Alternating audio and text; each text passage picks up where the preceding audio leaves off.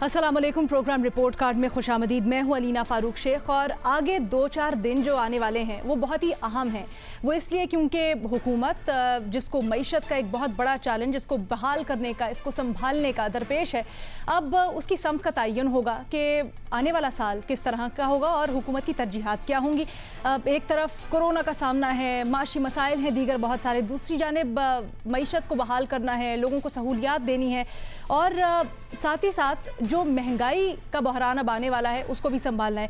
अगर पिछले साल के ऊपर नज़र डालें तो हुकूमत को बहुत से चैलेंजेस का सामना रहा, उसमें भी शुगर स्कैंडल हो, आटा बहरान हो, पेट्रोल की किल्लत हो और अब टिड्डी दल का सामना भी करना पड़ा है। लेकिन ऐसा दिखाई देता है कि हुकूमत इन तमाम चैलेंजेस को मौसर तौर पर कंट्रोल नहीं कर पाई। ये हम नहीं, ये ब्लूमबर्ग भी कह रहा है। उसकी एक रिपोर्ट में कहा गया है कि जी टिड्डी दल कोरोना से बड़ा खतरा साबित हो सकता है पाकिस्तान के लिए। हुकूमत भी यही कहती है, अपोजिशन भी यही कहती है। अपोजिशन कहती है जी हुकूमत तमाम मसाइल से लड़ने में नाकाम रही है और नज़र नहीं आ रहा हुकूमत का मौसर किरदार। अब ऐसे हालात में बेहतरी कैसे आएगी? अवाम ये बहुत ही परेशान है, सवालात हैं सबके दिल में। कहते हैं आने वाले बजट पर क्या इसके असरात पड़ेंगे? इस सब से हुकूमत का अवाम पर क्या तासुर जाएगा? ये भी एक सवाल है। तो हमने एनालिस्ट से आज सवाल ये पूछना है कि एक के बाद एक बहरान हुकूमत के लिए, हुकूमत बहरान से क्यों निपट नहीं पा रही है? ओपन ऑप्शन है सबके पास और पैनल पर आज हमारे साथ मौजूद हैं हसन निसार साहब, मज़हर अब्बास साहब, इरशाद भट्टी साहब, शहजाद इकबाल साहब और मुनीब फारूक साहब भी हमारे साथ हैं। सबसे पहले मुनीब, आपकी तरफ आना चाहेंगे। क्या आपको लगता है गो के एक के बाद एक चैलेंज हुकूमत के सामने आया है, लेकिन टैकल करना भी हुकूमत का काम था, ऐसा तासुर है कि शायद वो कर नहीं पाए? बिस्मिल्लाहिर्रहमानिर्रहीम। देखिए, एक तो जो नंबर ऑफ़ प्रॉब्लम्स है वो तो खैर आप नहीं खुद उनके बारे में बता सकते कि कितने मसाइल दरपेश होंगे या कितने मसाइल किसी भी हुकूमत को किसी एक साल में आ सकते हैं। बहुत सारी चीज़ें अनफोर्सीन भी होती हैं, कुछ चीज़ें प्रेडिक्ट की जा सकती हैं, कुछ चीज़ें नहीं प्रेडिक्ट की जा सकती। इशू ये है कि आप उनकी हमारा सवाल भी है कि हमारी हुकूमत की हैंडलिंग कैसी है। आप स्टार्ट कर लें शुगर क्राइसिस, आप या उसके ऊपर रिपोर्ट के हवाले, आटा चीनी की रिपोर्ट, प्रिलिमिनरी रिपोर्ट, फिर फोरेंसिक रिपोर्ट, आप उसका एम्बिट इतना बड़ा कर देते हैं, आप उसको कंफ्यूज करने की कोशिश करते हैं कि अच्छा यार हम तो इसमें बेइज्जत होंगे, ज़रा पिछलों का भी हिसाब करें ना, ताकि थोड़ा सा जो कीचड़ है वो सिर्फ हम पर ना आए या हमसे सवाल ना पूछे जाए, पिछलों से भी पूछे जाए। लेकिन जो चीज़ मिस की गई है वो ये कि लोग कंसर्न ये हैं कि भाई आप तो मुख्तलिफ हैं, आपके दौर में तो ये सब नहीं होना चाहिए था, आपके दौर में ही क्यों हो रहा है? और जो ये आर्गूमेंट दिया जाता है कि नहीं देखिए वज़ीर आज़म की को अपनी मिल तो नहीं है, आई एम सॉरी, ये it's a self defeating argument. अगर आप खुद करप्शन नहीं करते या खुद किसी चीज़ के बेनिफिशियरी नहीं, बट आप कंडोन करते हैं, आपकी नाक के नीचे बहुत सारे काम गलत हो रहे होते हैं। वो लोग जो कि गलत फैसले करते हैं जिसकी वजह से लोग सफ़र करते हैं, वो अभी तक अपने ओहदों पे मौजूद हैं। उनके खिलाफ रिपोर्ट्स के अंदर क्या कुछ लिखा गया है ये कोई तीसरी दफ़ा मैं कह रहा हूँ, लेकिन वो फिर भी अपने ओहदों पर मौजूद हैं। तो सवाल आपकी डिसीजन मेकिंग पर होता है। Leaders are always judged by the decisions they make in the history. दूसरी बात यह है कि ये लोकस्ट की बात है, ये नया मामला नहीं है, ये 2019 से चल रहा है। मसला ये है कि आपकी प्रिपेयर्डनेस क्या है। NDMA, PDMA, ये कुछ अर्सा पहले भी इवन मैं सो मच सो कि फ़ौज में बड़ा कंसर्न पाया जा रहा था। अब I am talking about like आज से 5 से 6 महीने पहले इसके ऊपर बड़ी हाई लेवल मीटिंग्स हुई, चीफ सेक्रेटरीज को भी बुलाया गया और बड़ी NDMA की हाई लेवल मीटिंग्स हुई कि लोकस्ट का मामला ये शायद बहुत ख़तरनाक साबित हो सकता है। हो रहा है एग्जैक्टली हुकूमत ने किस तरह रिस्पॉन्ड किया, that is yet to be seen. अब आप आगे देख लीजिए, अब ये पेट्रोल क्राइसिस है, हमारे मुल्क में नया नहीं है। जनवरी 2015 में PMLN की हुकूमत ने एक बहुत बड़ा प्रॉब्लम क्रिएट किया था। उस वक्त भी यही हुआ, फलाना जी मेरा क्या कसूर है, मेरा नहीं कसूर, वजारत ख़जाना ने पैसे नहीं दिए, फलान नहीं किया, लेकिन लोगों ने सफ़र किया। यहाँ पर देख लीजिए, ये ज़्यादा मामला एविडेंट था। मैं सिर्फ ये कहता हूँ कि 29 मई को मैं इस्लामाबाद में था, I got to know about it कि ये पहले हफ्ते में हमें हिट करेगा पाकिस्तान को पेट्रोल क्राइसिस। मैंने ट्वीट भी किया। अगर मैं as a student of journalism या मैं अगर इसको तलाश कर सकता हूँ या मुझे पता लग सकता है तो यकीनी तौर पर लोग इतने, मुझे भी किसी सोर्स से ही पता लगा होगा ना, तो जो लोग हुकूमत में हैं, जो लोग ये जिम्मेदारियाँ संभाल रहे हैं, वो सो रहे थे।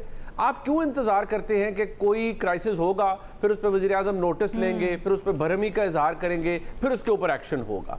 आप तो डिफरेंट है ना लोगों से, आपका तो हैंड्स ऑन है हर चीज़ के ऊपर, आप बेहतर तरीके से हैंडलिंग करते हैं। अगर आपकी ये हैंडलिंग है then it's no different than the others.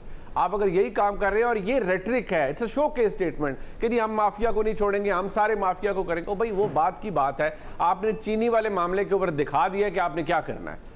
आपने उसको इतना कंफ्यूज कर दिया है कि आपने कोशिश की है कि भाई नहीं हम गंदे ना हो, या अगर गंद फैलना है तो इस सारों के ऊपर आए। लेकिन लोगों का कंसर्न ये है कि आज की हुकूमत, आज के वजीर आजम वो कितने रिस्पॉन्सिबल हैं इस सारे मामले के लिए। ठीक है भट्टी साहब, मुनीब ने बड़े अच्छे पॉइंट्स उठाए हैं दो, कि एक तो ये मामलात या ये जो क्राइसिस हम जिनकी निशानदेही कर रहे हैं, एक या दूसरी शक्ल में हर दौर में हमें नज़र आए हैं, लेकिन प्रोएक्टिव कोई हुकूमत नहीं है और इस हुकूमत में भी यही देखा जा रहा है। दूसरा, इस हुकूमत से मुतल्लिक वो खुसूसी तौर पर कह रहे हैं कि शायद उन्होंने जो इकदाम किए भी हैं उनका दायरा इतना बढ़ा देते हैं कि खुद ही कन्फ्यूज़ हो जाते हैं। या शेख, कोरोना, टिड्डी दिल, शुगर व निजी बिजली घर डाके, आटा, चीनी, गंदम घपले, महंगाई, बेरोज़गारी, ज़मीन में घुसी मईशत, एक तरफ बहरान ही बहरान, आवाम बेयारो मददगार परेशान, दूसरी तरफ कौडू निकले कप्तान के सब पहलवान, दौले शाह दियाँ चूइयों वाले दिमाग, आलम चने से लंबी हर ज़ुबान, और बस डट के खड़ा है मेरा कप्तान। 22 माह होने को आए हैं, कोरोना के 105 दिन निकाल दें आप में से, 18 महीने बाकी रह गए। एहतसाब होना था, कितना हो गया? इस्लाहात होनी थी, कितनी हो गई? 50 लाख घर मिलने थे, कितने बन गए? करोड़ नौकरियां देनी थी, कितनी दी गई? नया सूबा बनना था, बन गया। लुटे हुए 200 अरब डॉलर बाहर से आने थे, आ गए। 90 दिन में करप्शन ख़त्म होनी थी, हो गई। यकसा तालीमी निसाब राइज होना था, हो गया। मुफ्त तालीम मिलनी थी, मिल गई। मुफ्त सेहत की सहूलतें मिल गई। इलेक्टेबल से दूरी इख्तियार करनी थी, कर ली। आज़ाद अरकान नहीं लेने थे, नहीं लिए। वज़ीर आज़म हाउस, ऐवान सदर, गवर्नर हाउसेस से जान छुड़ानी थी, छुड़ा ली। 8000 अरब टैक्स इकट्ठा करना था, कर लिया। IMF को खैरबाद कहना था, कह दिया। कशकोल तोड़ना था, तोड़ दिया। 20 से ज़्यादा मशीर वज़ीर नहीं रखने थे, क्या इतने ही रखे हुए हैं? स्कूलों से बाहर 2.5 करोड़ बच्चों ने स्कूल जाना था, चले गए। वो बच्चे जिनके जिस्मानी और ज़हनी ग्रोथ रुकी हुई थी, उनकी जिस्मानी और ज़हनी ग्रोथ दोबारा बेहतर होनी शुरू हो गई। सानिया मॉडल टाउन वालों को इंसाफ मिलना था, मिल गया।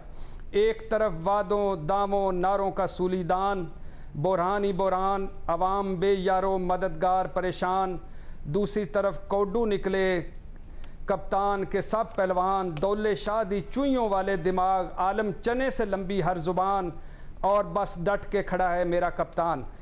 अच्छा, ये छोड़ दें, 18 महीनों में आप कहेंगे कि 18 महीनों में क्या हो सकता है, अभी तो 28 महीने बाकी हैं। 18 महीनों जैसी कारकर्दगी बता दें है किसी एक शोबे में? मीडिया का ये साथ, फौज का ये तावन, अवाम की ये उम्मीदें, तब्दीली का ये सफ़र, अभी तक क्या हुआ? कोई एक नारा, कोई एक वादा, कोई एक दावा जिसकी बुनियादें रखी जा चुकी हों, जिस नारे वादे दावे के घर की दीवारें नज़र आ रही हों।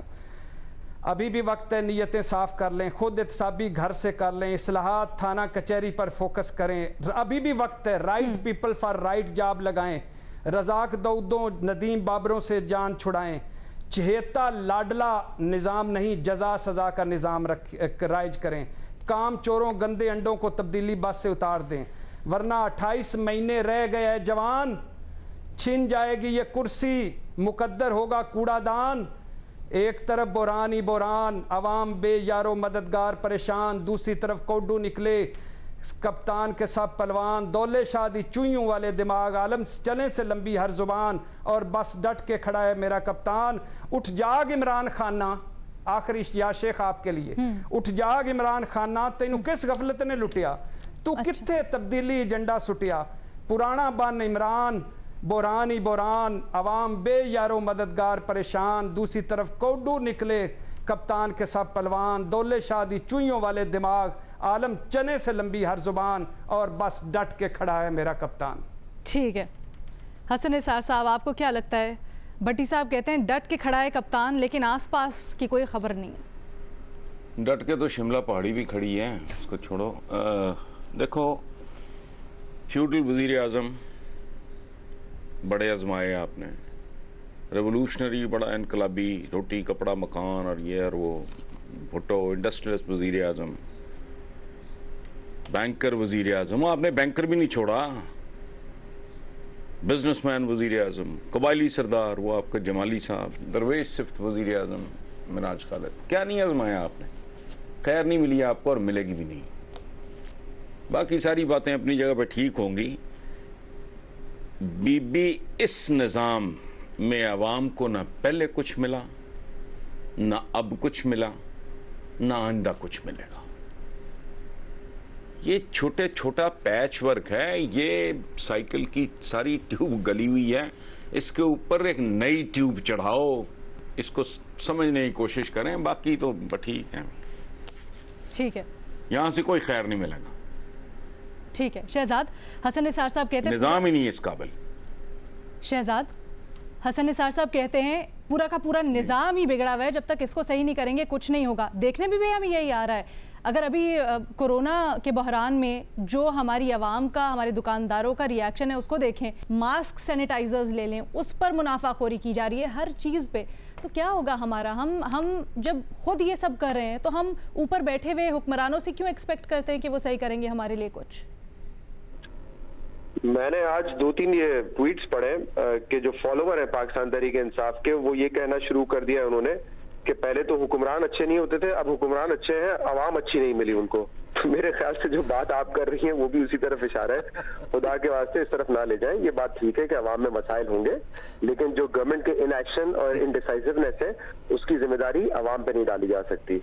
ठीक है, तो ये पीटीआई के जो फॉलोअर्स ये बात कर रहे हैं कि इमरान खान तो बड़ा अच्छा है, उनको अवाम बदकिस्मती से अच्छी नहीं मिली, अब क्या करें, 20 करोड़ अवाम को तब्दील कर दें, कहीं से दूसरी अवाम लेकर आए, ये नहीं हो सकता ना। उनमें खामियां हैं, उनकी खामियां अपनी जगह, गवर्नमेंट के इनएक्शन इनडिसाइसिवनेस अपनी जगह।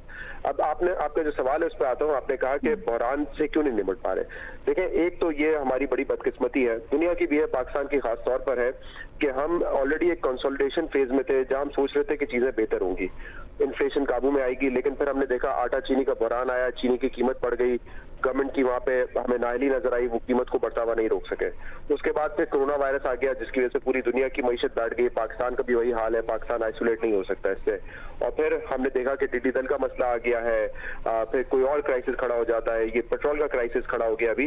तो ये क्योंकि तमाम बहरान एक साथ आ गए हैं, ऑब्वियसली गवर्नमेंट की जो चैलेंजेस है उसमें इजाफा किया है, और तमाम बहरान संगीन नौयत के हैं, उनसे निपटना इतना आसान नहीं है। तो एक वजह तो ये है, लेकिन दूसरी वजह ये है कि हमारी हुकूमत इन चैलेंजेस से नहीं निपट पाई है। वो यही है जो मैंने आपको बताया कि इनडिसाइसिवनेस है, इनएक्शन है, वक्त पे फैसले होते नहीं है। चीजें देखिए, प्रॉब्लम हाईलाइट करने में ये जबरदस्त है, आके प्रेस कॉन्फ्रेंस कर देंगे, बता देंगे कि हमने कमीशन बनाया, चीनी की कीमत क्यों बढ़ी, सारी तफसीलात आ जाएंगी। लेकिन जब एक्शन लेने का वक्त आता है तो फिर आप 1985 से शुरू करते हैं। ऐसा क्यों करते हैं आप?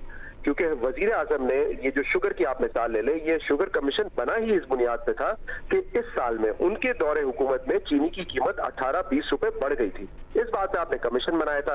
अब ये वन लाइनर चीज थी, इसमें आपने देखना था कौन जिम्मेदार है, और जिम्मेदारियों का तयन करके आपको उनको सजाएं देनी थी। लेकिन आप 1985 से शुरू करेंगे, जिसका मतलब ये है कि आप ये भी नहीं चाहते कि जो इस दौर में जो खराबी हुई है उसको आप सही करें। आपने रायता पूरा फैला दिया है। इसी तरीके से टिड्डी दल का मसला भी बताया मुनीब ने कि ये इस पर भी हम डिले हुए हैं। मैं एक्सपर्ट नहीं हूं, मुझे नहीं पता किस तरीके से इस पर काबू पाया जा सकता है, बट जो बात सुनने में यही है कि इस पे भी हमने डिलेड एक्शन के साथ जो है काम किया है। ये जो पेट्रोल वाली मिसाल है मैं आपको दे देता हूं। 3 तारीख को ओगरा की तरफ से ये ट्वीट आया था कि वजीर आजम के सिटीजन पोर्टल कंप्लेन पर शिकायत आने के बाद हमने OMCs को, ऑयल मार्केटिंग कंपनीज को नोटिस, शोकोज नोटिस दे दिए 3 तारीख को। 3 दिन से बहरान चल रहा था। क्या ओगरा को इंतजार करने की जरूरत है कि वजीर आजम के शिकायत पोर्टल पर जब शिकायत आएगी उसके बाद वो उसको शो कॉज नोटिस देंगे? उनको नहीं पता मुल्क में क्या हो रहा है? क्या ओगरा की जिम्मेदारी नहीं थी उनको देखना कि पेट्रोल की शॉर्टेज है और क्या ये गेम खेला जा रहा है OMCs की तरफ से या किसी और की तरफ से? ये तो हाल है यहाँ पर। तो फिर कैसे आप जो है इसको चीज को एड्रेस करेंगे जब इदारों का ये हाल है? तो इनडिसाइसिवनेस है, इस वजह से जो है फैसले टाइम पे नहीं होते। जब आप फैसले लेने की बारी आती है, शुगर की मिसाल मैंने फिर दूंगा मैं, तो जब आपको पता चलता है कि इसमें तो आपके दौर में ही काफी कुछ गड़बड़ हुई है, तो आपके फिर पैर कपाते हैं, फिर आप कोशिश करते हैं कि ये पक किसी और पे पास करें, माजी की हुकूमतों को भी कैसे इसमें मुलविस किया जाए। यही चलता आ रहा है मेरे ख्याल से, और ये 2 रीजन है। एक तो सारे बहरान एक साथ आ गए, दूसरा गवर्नमेंट की अपनी इनएक्शन और इनडिसाइसिवनेस है। ठीक है, मज़र अब्बास साहब, हुकूमत ये कहती है कि हमें तो तबाहशुदा निज़ाम मिला था, हमने उसको ठीक किया, अब आगे बेहतर देना है। आपको क्या लगता है क्यों नहीं अभी तक निपट पाई? देखिए, जब हुकूमत आई तो इसके जो भी एक्शन है वो बिल्कुल टड्डी दल की तरह हैं।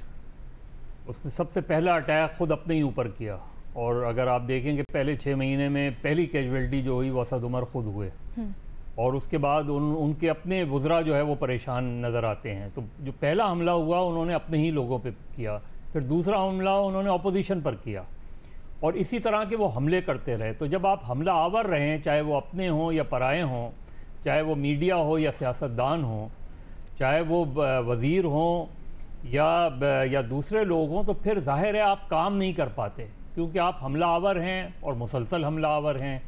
और यही वजह है कि कोई पॉलिसी आप बना नहीं पाए। आप देखें कि पिछले अभी जुलाई अगस्त में इनको पूरा 2 साल हो जाएंगे, कोई एक पॉलिसी अगर इन्होंने अनाउंस की हो किसी भी फील्ड में, जो इन्होंने अनाउंस की हो, कोई एक वादा जो इन्होंने पूरा किया हो। ये उम्मीद पर आए थे और 2 साल बाद भी उम्मीद पर कायम हैं, और उम्मीद ही दे रहे हैं लोगों को कि हम ये करके जाएंगे। अब 1 साल आप इसलिए समझ लें कि अगला जो साल होगा ये साल इनके लिए सबसे क्रूशल होगा, क्योंकि उसके बाद तो फिर इलेक्शन का साल शुरू हो जाता है, उसके बाद तो फिर इलेक्शन की फ़ज़ा शुरू हो जाती है। तो मेरा ख्याल है बड़ा वक्त ज़ाया कर दिया है इस हुकूमत ने, बहुत ज़्यादा फ्रंट खोल लिए आपने इधर उधर। अभी भी आप देखें कि जो शुगर वाला है बहुत अच्छा है, बहुत अच्छा इक़दाम है, लेकिन इसका फिर क्लाइमेक्स जो होने जा रहा है वो फिर आपने जो अच्छा इक़दाम किया है वो भी फिर ज़ीरो हो जाएगा। तो मेरा ख्याल है बहुत ज़्यादा फ्रंट खोल दिए इन्होंने, इस वजह से इनसे कोई चीज़ें संभल नहीं पा रही, और यही बुनियादी वजह है। अब कोरोना तो ज़ाहिर है जो आया है उसने एक एडिशनल प्रॉब्लम खड़ी कर दी है, लेकिन अदरवाइज आप दिसंबर 2019 तक भी चले जाएं तो अपने ही की हुई प्रॉब्लम्स में फंसे रहे, और इसी वजह से वो मुसलसल यू टर्न लेते रहे। अच्छा भट्टी साहब, कहती है अपोजिशन कि जब हम तवज्जो दिलाते हैं किसी भी मसले की तरफ हुकूमत की, और उनको कहते हैं यहाँ पर तस्हीह की ज़रूरत है, तो हम पे तनकीद उल्टा शुरू हो जाते हैं और केसेस बनने शुरू हो जाते हैं, कार्रवाइयाँ शुरू हो जाती हैं हमारे ऊपर। फिर देखिए, अच्छा भला मौजूद जा रहा था जनाब शेख, आपने इसमें अपोजिशन घुसा दी। उसी मौजू का दूसरा पहलू है भट्टी साहब, हम तो दोनों पहलू सामने रखेंगे ना, आप जिसके मर्जी मौके आगे बयान कर दें। अच्छा, खाने में सलाद तो होती है। अच्छा मैं मैं सलाद समझकर इस पर गुफ्तगू कर लेता हूँ और आपका कर लेता हूँ। बात यह है कि अपोजिशन की नीयत ख़राब है और बदनीयते लोग हैं, इनका कुछ ना पहुँचे। अब वो कहते हैं जहांगीर तरीन भाग गया, इनकी नीयतों का हाल देखें। जहांगीर तरीन भाग गया है, उसको भगा दिया गया है, वापस बुलाओ। और अल्लाह के बंदे बात पूरी करो। उसी लंदन में नवाज शरीफ भी बैठा हुआ है 5.5 महीने से, जो एक दिन भी अस्पताल में एडमिट नहीं हुआ। उसी लंदन में इसहाक डार बैठा हुआ है। उसी लंदन में गैर मुल्की 2 मेरे शहजादे हसन हुसैन भी बैठे हुए हैं। उसी में अली इमरान दामाद बैठा हुआ है शहबाज शरीफ का। उसी लंदन में सलमान शहबाज बैठा हुआ है। उनको भी तो पूरा बुलाओ, वापस लाओ। और अल्लाह के बंदो, 2.5 अरब की सब्सिडी पे हम तो रोला डाल रहे हैं कि बुज़दार साहब को पूछा जाना चाहिए, असद उमर रज़ाक दाऊद साहब को पूछा जाना चाहिए, इसी काबीना को पूछा जाना चाहिए। और लेकिन जालिमों और इस मुल्क को खा जाने वाले और दीमकों और च्यूंटियों और इस हमें मेरी नस्लें उजाड़ जाने वाले टड्डी दिलो, और तुम लोगों ने जो 25 अरब की सब्सिडी दी वो उसका क्या बनेगा? वो जो ये किद शाहिद खाका नवासी साहब और मुराद अली शाह ने वफाक से सब्सिडी लेकर सिंध में अपनी मिलों को और दे ली मुबैना तौर पर, तो ये क्या बनेगा? और खा गए हो इस सारी, हमारे तो अगली नस्लें खा गए हो। क्या कुछ था जब तुम आए थे और क्या कुछ है तुम्हारे पास, तो इनकी बात ना करें। ये हैं आखिरी सतह पे पहुंचे हुए टड्डी दिल और करोने। ये फसलें उजाड़ चुके, ये हमारी नस्लें मार चुके।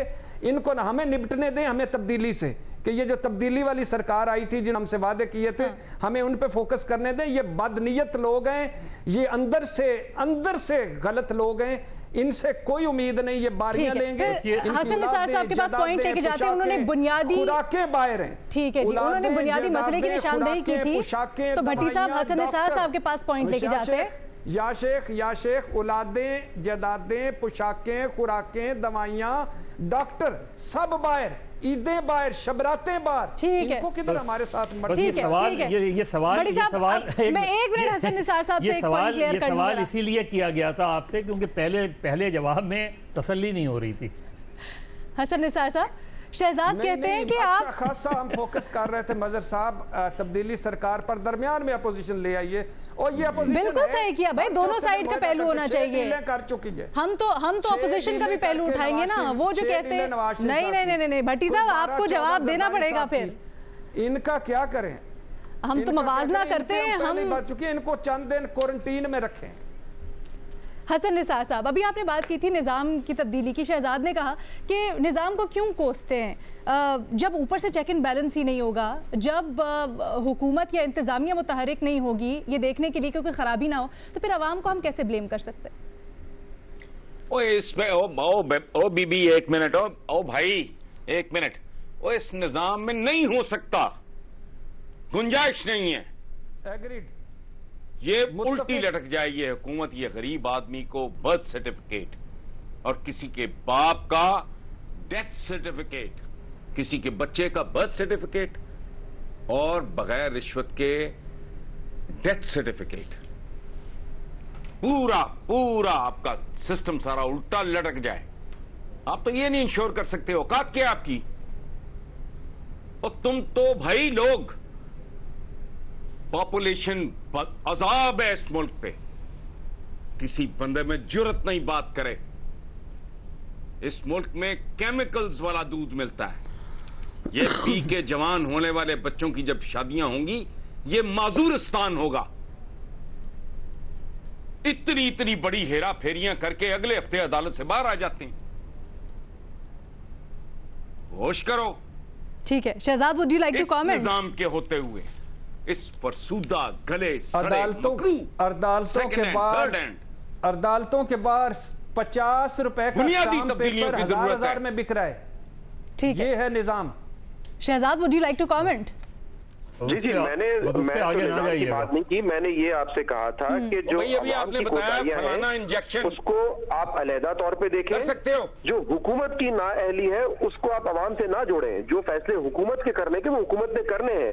अगर हुकूमत वक्त पे नहीं पता कर सकती कि पेट्रोल क्राइसिस है मुल्क में, अगर हुकूमत को ये नजर नहीं आता कि चीनी की कीमत 20 रुपए ऊपर जा रही है और फिर भी वो अपने एक्सपोर्ट को बैन नहीं कर सकते, तो इन गलतियों को आवाम के खाते में ना डालें। आवाम के अपने मसाइल हैं, निजाम के अपने इशूज हैं। आवाम की जो हुकूमत की नाअहली है या वो अगर वक्त पे फैसला नहीं करते, उसका जिम्मेदार आप सिर्फ हुकूमत। इस आवाम की तरबियत और इस निजाम को सही किसने करना था? अच्छा तो अब क्या करें? भट्टी साहब अब ये 20 करोड़ आवाम का फैसला था कि हमने पूरे निजाम को, अगर 20 करोड़ आवाम का फैसला था कि हमने कीमत बढ़ानी है, जब हुकूमत को एक चीज नजर आ रही थी कि कीमत बढ़ रही है और आपने जो है फिर भी बैन नहीं किया, तो उसकी जिम्मेदारी आप हुकूमत भी डालेंगे ना। या फिर आप ये कहते हैं कि शुगर कमीशन में जो 20 करोड़ आवाम जिम्मेदार है इसकी और कोई जिम्मेदार नहीं है, बात खत्म हो जाएगी ना। फिर आवाम ही हर चीज में जिम्मेदार है, तो फिर खत्म करें कि क्यों बनाते कमीशन बैठ के? सारे जिम्मेदार है भाई, सारे जिम्मेदार है। ऊपर नहीं बिल्कुल अवाम भी इन्हीं की वजह से ऐसे हैं सर। बिल्कुल आप ठीक कह रहे हैं। मसला यह है कि फिर इसका हल क्या है? ये निज़ाम किस अंदाज में पूरा निज़ाम ख़त्म किया जाए और किस अंदाज में नया निज़ाम लाया जाए? ये अगले कल के लिए रख ले, इस पर बहस करेंगे, इस पे डिबेट रख लें, पूरी रख लें, बिल्कुल रख लें।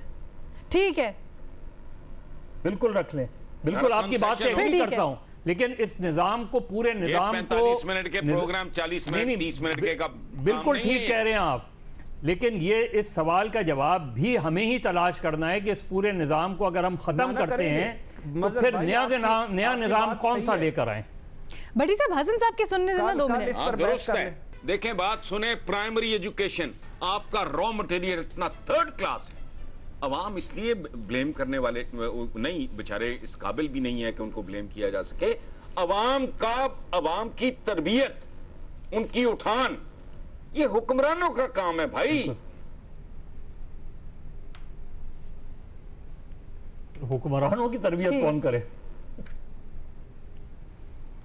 अवाम तो गए गुजरे हैं, इन्होंने बनाए। ठीक है, यहाँ पर एक छोटी सी ब्रेक लेते हैं। यहाँ पे बड़ी हीटेड डिबेट चल रही है रिपोर्ट कार्ड स्टूडियोज में। सवाल हमारा यहाँ से शुरू हुआ था कि हुकूमत जो बहरानों का सामना है उनसे निमट क्यों नहीं पा रही है, और अब डिस्कशन यहाँ पर आके पहुंची है कि निज़ाम कहीं ना कहीं तो ठीक करना है ना, कहीं से तो इसका आगाज होगा, तो कहाँ से होगा और क्या करना चाहिए? हसन निसार साहब के पास पॉइंट लेके चलते हैं। जी हसन साहब। भाई मैं कई साल हो गए लिख रहा हूँ, यहाँ ग्लोटेन काम करे 3 शिफ्टों में, जिल्लादों को ओवर टाइम मिले। अब पता नहीं किस चक्कर में हो, गैंग्रीन ज्यादा, टांगे टूंगे काट के फेंको इनकी। ये नहीं होना ठीक। 22 करोड़ अवाम और 22 करोड़ मसला, अवाम को यहां तक पहुंचाने वाली इस मुल्क की बेहया अशराफिया, जिसके लिए मैंने कभी एक टर्म इस्तेमाल की थी, बदमाशिया, जो गाली नहीं है, जिसका माश बद होगा वो बदमाश होता है। और ये बात कर रहे हैं माशरा, कभी लफ्ज़ पे गौर किया आपने? आपस इंसानों के दरमियान आपस के माशी तल्लुकात को माशरा कहते हैं। अगर उन्हीं में इंसाफ नहीं है, नंगा चिट्टा हर आदमी हर क्रिमिनल से वाकिफ है। ये जो कर करा के गए थे साकिब निसार साहब, सारा कुछ बहाल हो गया है। ये मजाक बनाया हुआ है। Nobody really wants to change anything. बुनियादी जौहरी तब्दीलियों की जरूरत है। जिसका आप में से दिल करे ना, मेरे साथ चले, मैं उसको प्राइमरी स्कूल्स विजिट कराता हूं। Animals are being produced there. 8वीं 10वीं पास असातिज़ा उन बच्चों को पढ़ाते हैं। ये रॉ मटेरियल है आपका। मैं सिंडिकेट का मेंबर, जब ये पंजाब यूनिवर्सिटी है, बस शॉक्ड। ना कोई ड्रेस कोड है, ना सर है, ना पैर है, छितर पहने हुए यूनिवर्सिटी पोस्ट ग्रेजुएशन लेवल के स्टूडेंट्स फिर रहे हैं, टीचर्स को मार रहे हैं, बाइकआउट्स हो रहे हैं, सुथने पहनी हुई हैं। वो कुछ भी नहीं है। पॉपुलेशन इस मुल्क का अंदाजा है किसी को? कभी सुना किसी पॉलिटिशियन के मुंह से? कभी सुना किसी दानिश्वर? मैं कसमन कह रहा हूं, 28 साल 29 साल से मैं हर साल मिनिमम 2 कॉलमों की भी ज़कात होती है। आपको अगर अल्लाह ने कुछ दिया है, उसकी ज़कात सिर्फ पैसे पे नहीं है। हर साल 2 दफा मातम करता हूं, मुझे पता कुछ नहीं होना। कभी किसी ने सोचा 22 करोड़ हो, हाल देखो अपना। मार्थस की थ्योरी ऑफ पॉपुलेशन पढ़ो तो पता लग जाएगा कितने साल में तुमने 40 करोड़ होना है। क्या करोगे? बंदा बंदे को खाएगा। फरिश्तों पर मुश्तमिल कैबिनेट ले आओ, कुछ भी नहीं होना यहां। और बुनियादी चीजों को एड्रेस नहीं कर रहे आप। ये 2 साल हो गए इनको होश नहीं। और बात सुने, बहुत बड़ा प्रॉब्लम है अलीना आपका। आप इधर से डालना, इधर से निकालना चाह रहे हो, ये नहीं होना। It has to be at least 15 to 20 years plan. आज का बच्चा जो 5वीं 8वीं पास करके आएगा, ये हाई प्रोफाइल जो स्कूल्स हैं, इनमें तो नहीं जाते मेजॉरिटी के बच्चे। वो टूटे फूटे स्कूलों में जाते हैं, जहां इधर डंगर बंदे होते हैं, इधर बच्चे बंदे होते हैं। तो भाई ये आपका रॉ मटेरियल है, ये मुस्तकबिल है आपका। ये सिविल सर्विस से लेके आपकी मिलिट्री सिविल ब्यूरोक्रेसी से लेके नीचे क्लार्क्स तक चपड़ा, ये इन्हीं में से आने हैं। को खौफे खुदा करो। आपका रॉ मटेरियल इतना गंदा और इतना घटिया है। ठीक है, ये मुनीब के पास no future at all. University जाके देखो, minus a few private universities जो बहुत महंगी हैं, बाकी जाके तो देखो। पंजाब यूनिवर्सिटी चलो मेरे साथ। मैं 5 साल बाहर रहा हूं, नालायकी की वजह से नहीं। I entered the university as an undergraduate, honours master. 5 साल वहां गुजारे। मैं दंग गया जब मैं गया वहां इतने सालों के बाद। मैंने कहा ये कौन सा माहौल है? लड़के लड़कियों में 6-6 फुट का फासला।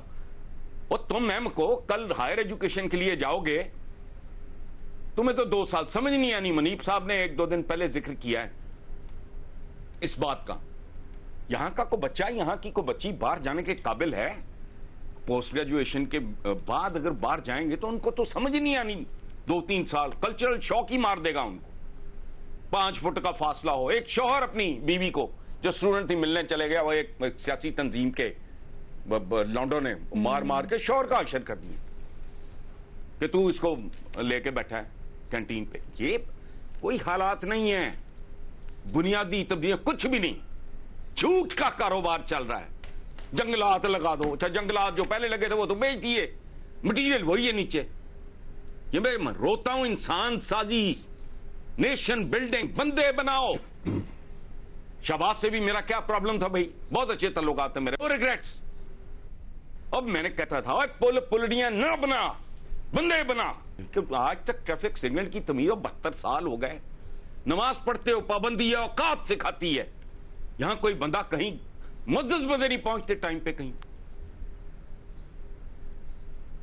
वर्क एथिक्स नाम की चीज ही कोई नहीं।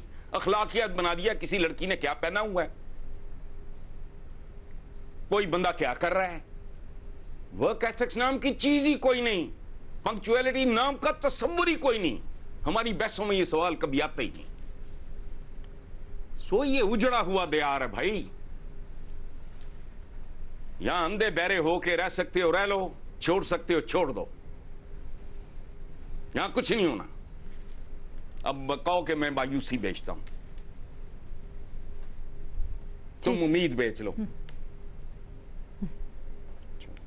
ठीक है मुनीब, हसन निसार साहब कहते हैं कि हमें बुनियादों को ठीक करना पड़ेगा। हमें एक जामे प्लान चाहिए और लॉन्ग टर्म प्लान चाहिए, जिससे हमें पहले बुनियादी अपनी जो प्रॉब्लम्स हैं उनको ठीक करना होगा, तो कुछ शायद हो सकता है। लेकिन यहाँ पर तो अलमिया ये है कि एक हुकूमत एक प्लान बनाती है, अच्छा हो या बुरा, उसको देखे बगैर उस पर तनकीद की जाती है अगली हुकूमत की जानिब से, और फिर उसको बदल दिया जाता है। तो कैसे होगा सब ठीक? देखिए अरीना, जो बुनियादी बात है ना, जो मेरे ख्याल में ये मेरे ख्याल में दूसरी दफ़ा जो मैंने हसन साहब को पिछले एक हफ्ते में सुना है, उन्होंने बात ये ठीक की है कि जो हम कहते हैं ना कि नहीं फलाना, इवन मैं बड़ी छोटी सी मिसाल देता हूँ कि नहीं जजेस होते हैं ना, उनकी प्रमोशंस होती है, तो कहते हैं नहीं जी ये हाई कोर्ट का स्टफ़ नहीं है, ये बंदा ये हाई कोर्ट में सूट नहीं करेगा, ये स्टफ़ नहीं है हाई कोर्ट का। तो मसला ये है कि इंसानों की भी तो आपने उसी तरह उनको बनाना होता है ना। ये जो टर्म इस्तेमाल की हसन निसार साहब ने, इंसान साजी, एग्जैक्टली कितने आप वेल स्कूल्ड हैं, कितने वेल कल्चर्ड हैं, ये कोई मिडिल से नहीं शुरू हो जाती बात। ये आप छोटी सी नीचे से शुरू करते हैं, जैसे इमारत बनती है वैसे ही है ना। तालीम बुनियादी चीज़ों में आ जाती है ना, तालीम, सेहत और जितनी नेसेसिटीज़ हैं, ये प्रायोरिटी आपकी है नहीं, ये प्रायोरिटी आपकी है नहीं। और दूसरा जो बहुत बड़ा अलमिया हमारे साथ रहा है, बहुत से लोग नाराज़ हो सकते हैं इस बात पे, हमें झूठे जाली 2 नंबर मसीहों ने मारा है, वो किसी भी शक्ल में आया हो। Let's not go into details, वो किसी भी शक्ल में आया हो। पिछले जितनी भी दहाइयाँ गुजरी हैं इस मुल्क की, हमें इन्होंने मारा है। हमने अपने आप को बेवकूफ़ बनाया है। आज भी हम इस्तेमाल होते हैं। अभी हसन साहब ने खुद फरमाया ये इस हुकूमत की भी, भाई आप आए, आप कुछ पता लगे ना, आपने कुछ अपना जो मामला है उसको दुरुस्त कर रहे हैं आप, कि किसी एक चीज़ के ऊपर आपने वो काम किया जो 70 साल से इस मुल्क में नहीं हुआ, कि आपने कहा है कि यार नेशन बिल्डिंग शुरू करनी है तो नीचे से नेशन बिल्डिंग हमने ऐसे शुरू करनी है। मुझे कोई एक डिस्ट्रिक्ट बता दे, कोई एक तहसील बता दे जहाँ पर ये तमाम उसको मॉडल बना दिया गया हो कि यार इस तरह से हमने इंसान साजी करनी है। जहन्नुम में गई हर चीज़, लेकिन यहाँ एक तहसील है जहाँ पानी साफ मिल रहा है, जहाँ पर एजुकेशन सबको, जो जिसे कहते हैं जो बिल्कुल गरीब आदमी है उसके बच्चे को भी वो एजुकेशन मिल रही है जो कि एक अमीर आदमी के बच्चे को मिल रही है। कोई एक मॉडल ही बना देना आप। अनफॉर्चुनेटली ऐसा किसी ने नहीं किया।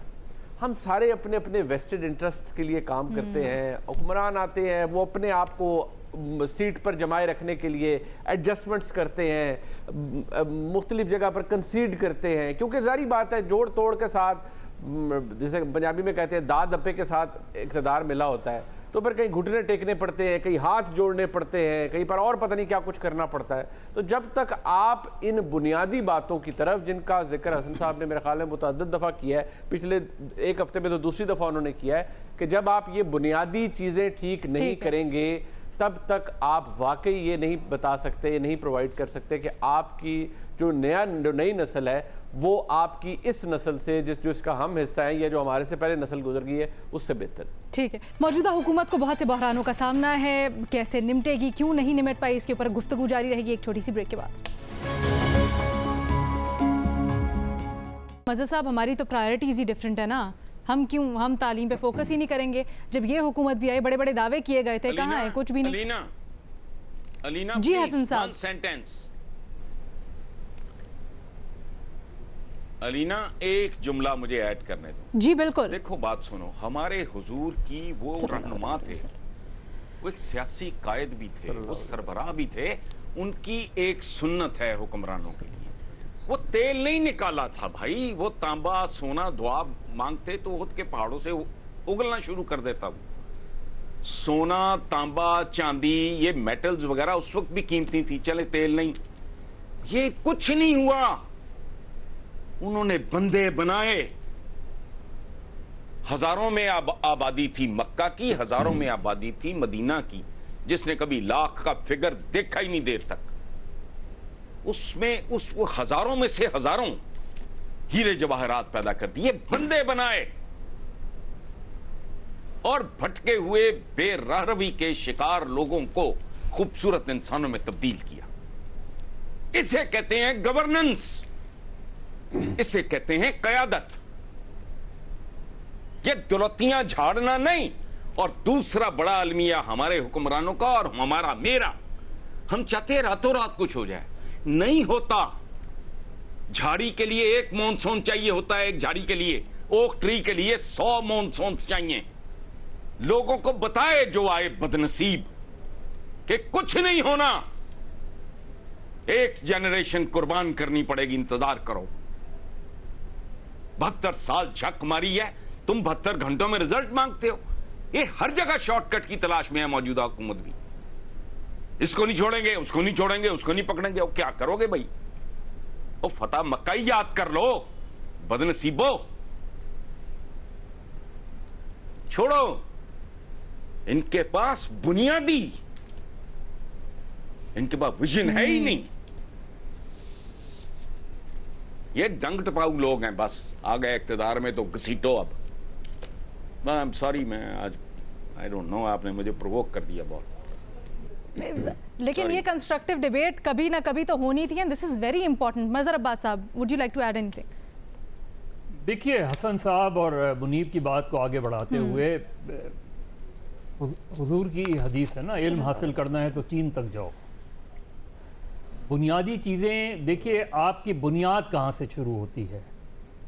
हमने तो, हमारी बदकिस्मती ये है कि हम तारीख भी अपने मतलब की लिखना चाहते हैं। हमारी बुनियादी ख़राबी कहाँ से शुरू हुई है? हमारी खालिद जमात से।